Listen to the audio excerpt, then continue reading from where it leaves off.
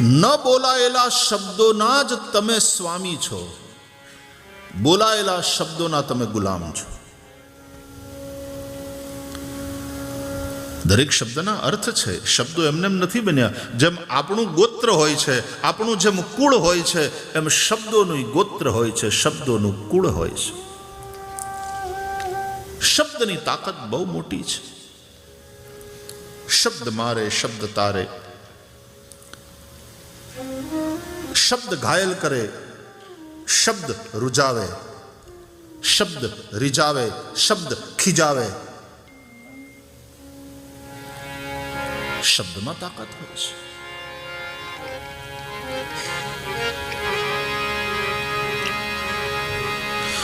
આપણે ત્યાં તો એવું કહેવાયું કે એક શબ્દ સમ્યક પ્રયુક્ત,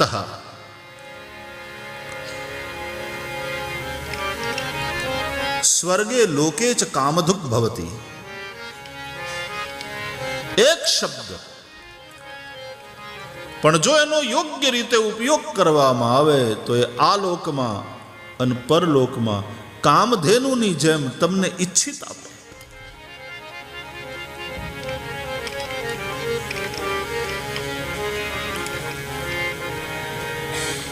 વાણીનું બહુ મહત્વ છે. એ વાણીના આપણા શાસ્ત્રો અનુસાર 4 સ્ટેજ છે. પરા, પશ્યંતી, મધ્યમા, વૈખરી. આવા 4 એના સ્ટેજીસ છે. અત્યારે અહીંયા વક્તાના મુખમાંથી જે નીકળે છે, આપ સૌ સાંભળો છો, એ વૈખરી છે.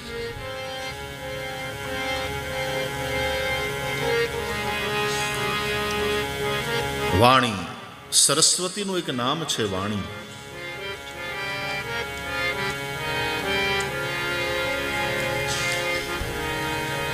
બહુ વિચારીને વાણી બોલવી.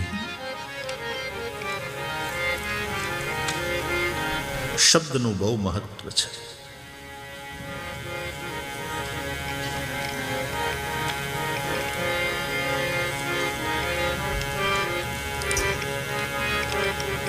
કોઈએ બહુ સરસ કહ્યું, ન બોલાયેલા શબ્દોના જ તમે સ્વામી છો, બોલાયેલા શબ્દોના તમે ગુલામ છો.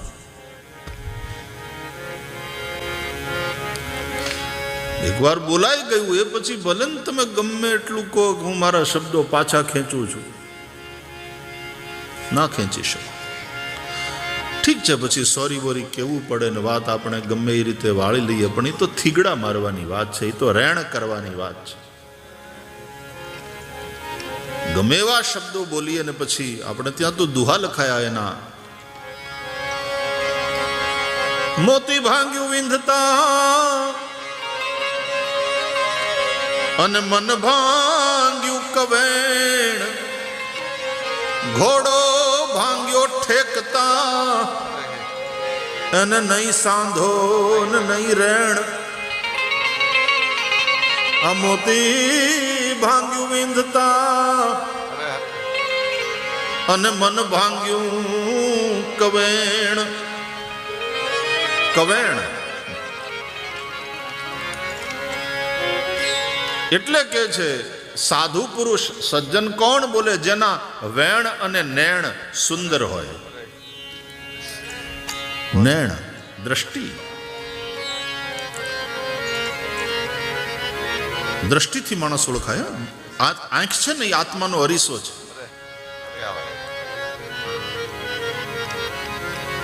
આંખ તમારી ઓળખાણ આપી દે, તમારી દ્રષ્ટિ બતાવી દે કે તમે કેવા છો.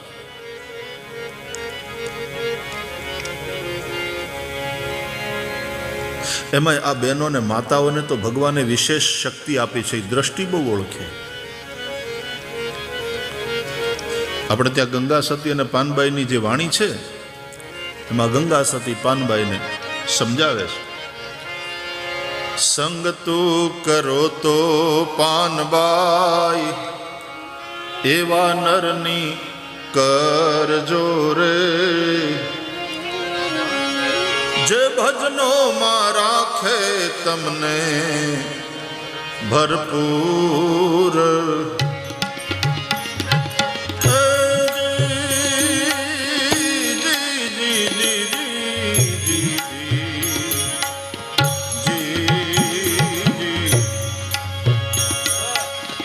સંગ તું કરો તો પાનબાઈ એવા નરની કરજો રે જે ભજનો માં રાખે તમને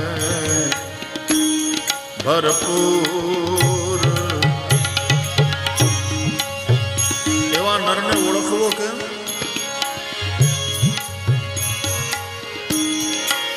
ગંગા સતી બોલિયા પાનબાઈ ગંગા સતી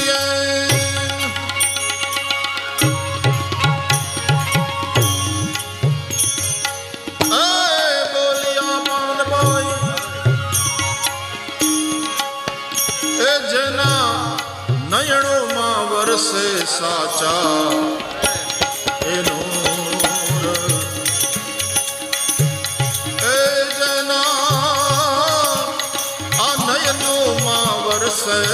સાચા નૂર આ મેરું તો ડગે પણ જેના એ મનડા ડગે નહીં ને એ મરને ભાંગી પડે બ્રહ્માંડ વિપત્તિ એ પડે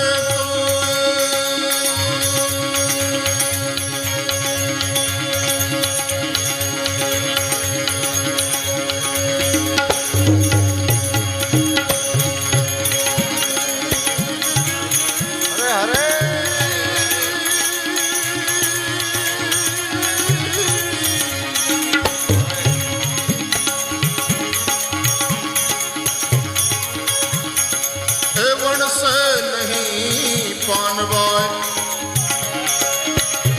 એ વિપત્તિ પડે તો એ જીવન સે નહીં પાનબાઈ આજના સોઈ મારા હરિ રે જનના પ્રમાણ એ સોઈ મારા હરિ રે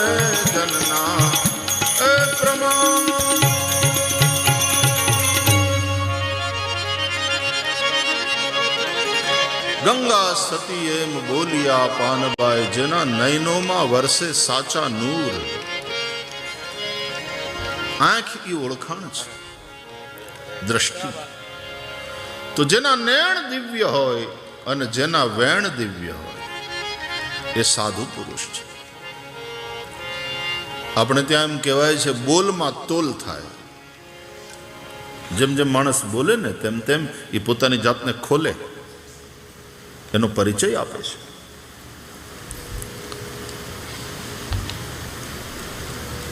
તો વિચારીને બોલવું, પ્રેમે બોલવું રે, વચનને તોડવું રે, વાણી નિર્મળ સત્ય ઉચાર, વાણી નિર્મળ સત્ય ઉચાર. સત્ય વાણીની અદ્ભુત શક્તિ, ખોટું બોલી ન ખોવી. માણસ સાચું જ બોલે ને, ક્યારે જૂઠું ન બોલે, સાચું જ બોલે. જેની વાણી હંમેશા સત્ય. અને યાદ રહે, સત્ય એ વાણીનું તપ છે, મૌન મનનું તપ છે. સત્ય એ વાણીનું તપ છે.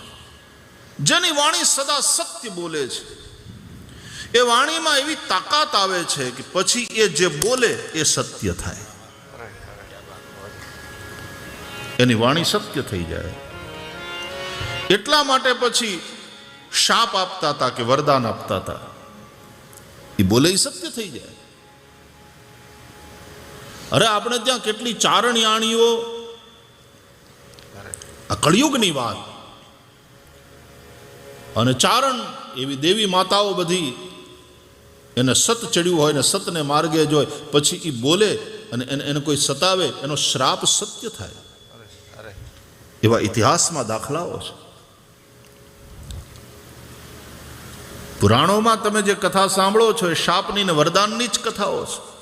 સામાન્ય રીતે વરદાન આપે ભગવાન, શાપ આપે ઋષિઓ. ઋષિઓ દ્વારા અપાયેલા શાપ અને ભગવાન દ્વારા અપાયેલા વરદાનની કથા. રામચરિતમાનસમાં ભગવાન રામના અવતારના કારણોની ચર્ચા છે. એમાં પણ કોઈના દ્વારા અપાયેલા શાપ અથવા તો ભગવાન દ્વારા અપાયેલું વરદાન, એ કારણમાં બતાવવા 5 કારણોની ચર્ચા છે રામચરિતમાનસમાં.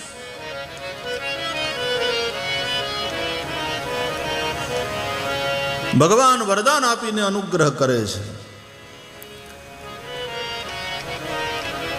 ઋષિઓ શાપ આપીને આપણું કલ્યાણ કરે.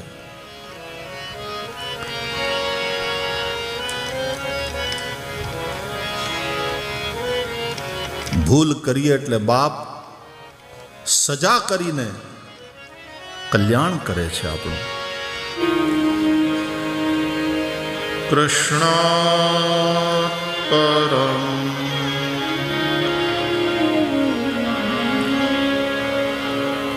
કિમપિ તત્વમહં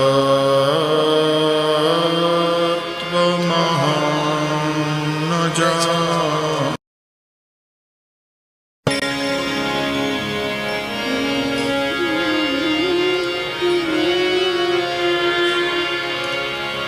કૃષ્ણ ત્વદીય પદપંકજ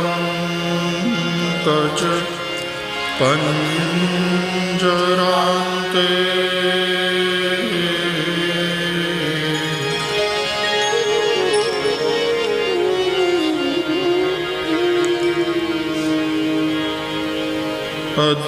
અદ્યૈવ મે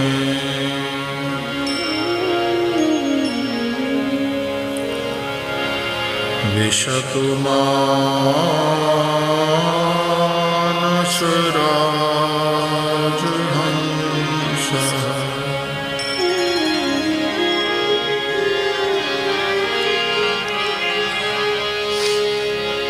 પ્રાણ પ્રયાણ સમયે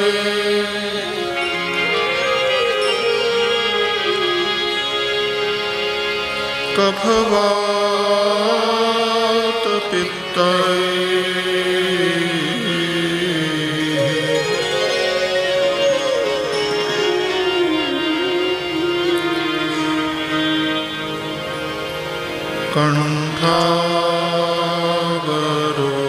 કંઠાવરોધન વિધૌ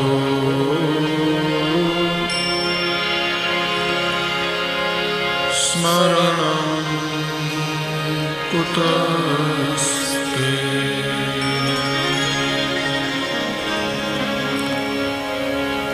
શ્રી દ્વારકાધીશ કી જય. શ્રી બાલકૃષ્ણલાલ કી જય.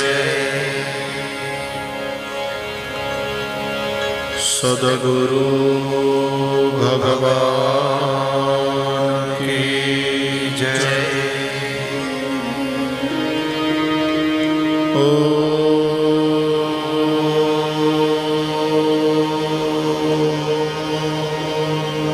નમઃ પાર્વતી પતયે.